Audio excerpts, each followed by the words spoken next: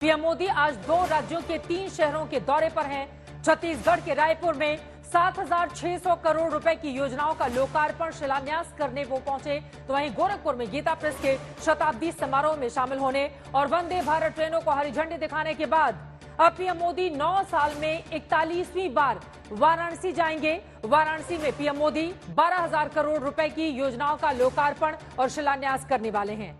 लेकिन इसके पहले प्रधानमंत्री ने रायपुर की रैली में कांग्रेस पार्टी पर भ्रष्टाचार को लेकर बड़े प्रहार किए हैं। शराब घोटाला, कोयला घोटाला, जमीन घोटाले से लेकर केंद्रीय योजनाओं में नाकाम रहने के आरोप भी लगाए हैं। पीएम ने कांग्रेस पार्टी को गरीब आदिवासी विरोधी करार देते हुए बीजेपी सरकार के तमाम कामकाज गिनाए। लेकिन अपने भाषण में पीएम मोदी ने कांग्रेस पर डराने का भी आरोप लगाया। कब्र खोदने के नारे का जिक्र किया और करप्शन पर एक्शन की गारंटी देते हुए कहा कि जो डर जाए वो मोदी नहीं हो सकता। पीएम मोदी ने रायपुर में विपक्षी दलों को भी दागदार दामन वाला करार दिया है।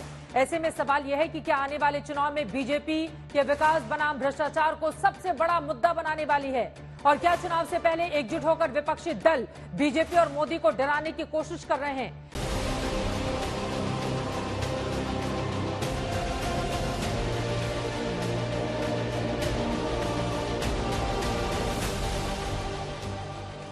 पीएम मोदी एक दिन में 2 राज्यों के 3 शहरों में तूफानी दौरे पर निकले। चुनावी कहानी छत्तीसगढ़ के रायपुर से ही शुरू हुई। रायपुर में कांग्रेस पर प्रहार करने के बाद पीएम मोदी ने गोरखपुर में वंदे भारत की शुरुआत की और गीता प्रेस के शताब्दी समारोह में शिरकत की। आखिरी कार्यक्रम में पीएम मोदी वाराणसी में विकास योजनाओं के लोकार्पण शिलान्यास करने पहुंचे। पीएम मोदी के स्वागत में दुल्हन की तरह सजे गोरखपुर और चमकते वाराणसी की कहानी सुनने से पहले रायपुर में पीएम मोदी के राजनीतिक प्रहार की बात। जो डर जाए वो मोदी नहीं हो सकता। एक बात कान खोलकर सुन लेनी चाहिए, वो अगर भ्रष्टाचार की गारंटी है तो मोदी भ्रष्टाचार पर कार्रवाई की गारंटी है। ये लोग मेरे पीछे पड़ेंगे, मेरी कब्र खोदने की धमकी दे देंगे, मेरे खिलाफ साजिश रचेंगे,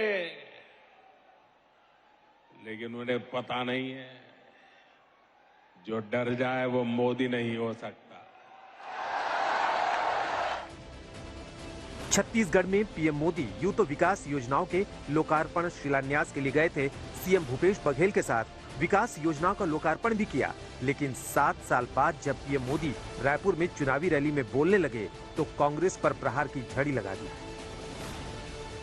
भ्रष्टाचार के मुद्दे पर पीएम मोदी ने कांग्रेस के कोयला, शराब, जमीन घोटाले के आरोप लगाए। आदिवासी जनजाति के मुद्दे पर पीएम मोदी ने कांग्रेस की नाकामी और बिरसा मुंडा से लेकर रानी दुर्गावती तक का जिक्र कर केंद्र की कामयाबियां गिनाई।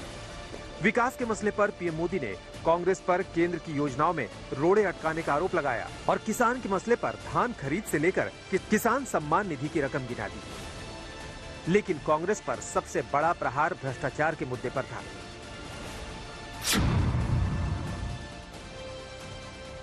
कांग्रेस पार्टी के लिए छत्तीसगढ़ एक एटीएम की तरह है। बीते 3-4 वर्षों में जो चुनाव देश में हुए उसमें कांग्रेस अपने छत्तीसगढ़ के नेताओं को क्यों जिम्मेदारी देता था? ऐसा कोई विभाग नहीं है, ऐसा कोई काम नहीं है जो संदेह के घेरे से बाहर है। Coal mafia, sand mafia, land mafia, न जाने कैसे कैसे माफिया यहां फल फूल रहे हैं। सरकार उन्हीं का है, उनके पार्टी में जो पहले सफाई वही से होना पड़ता है। जो वॉशिंग मशीन किसका है, वॉशिंग पाउडर किसका है? पीएम मोदी ने छत्तीसगढ़ में कांग्रेस पर गंगा की कसम खाकर झूठे वादे करने और शराबबंदी की जगह शराब घोटाला करने के आरोप भी लगाए। पीएम मोदी ने कांग्रेस की गारंटियों को झूठ और बीजेपी की गारंटी का सच गिनाया। परिवारों को मुफ्त राशन दिया, गरीब का चूल्हा बुझने नहीं दिया और आज भी मुफ्त राशन दिया जा रहा है। ये भाजपा की असली गारंटी है। पीएम फसल बीमा योजना से छत्तीसगढ़ के किसानों को 6,500 करोड़ रुपए मिल चुके हैं। ये है भाजपा की असली गारंटी। हाँ, हेमंत विश्व शर्मा एक साथ आ गए हैं, मुकुल रॉय आ गए थे, सुधेंदु अधिकारी आ गए थे। उसके बाद आगे बढ़िए तो अभी छगन भुजबल जी ने शपथ ली, अजीत पवार जी ने शपथ ली, हसन मुश्रीफ ने शपथ ली। इन सबके खिलाफ क्या मुकदमे चल रहे थे? जिनके दामन पर दागदार है वे आज एक साथ आने की कोशिश कर रहे हैं। जो एक दूसरे को पानी पी पी कर कोसते थे, वे आज साथ आने के बहाने खोजने लगे हैं। उनको लगता है कि ऐसा करने से वे मोदी को डरा पाएंगे, मोदी को डिगा पाएंगे।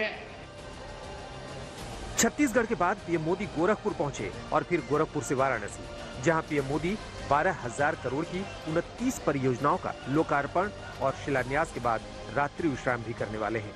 आज तक ब्यूरो।